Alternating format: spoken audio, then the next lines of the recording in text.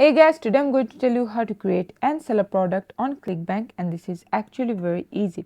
So the first thing is to do is to decide what you want to sell. It could be a digital product, a physical product, or a recurring product. To select that and then acquire all necessary legal documentation, and then make sure your product is in compliance, and then acquire your unique domain name, because you need to have your own web hosting since Clickbank does not provide that.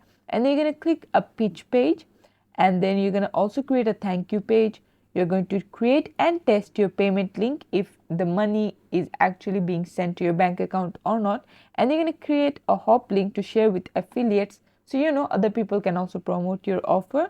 And then enter your product information into the Clickbank marketplace, and then request product approval, and then pay the activation charge, optimize your business, and there you go. This is how you can do it. Thanks for watching. Please leave a like and subscribe for more tutorials like this, and I'll see you guys in the next one.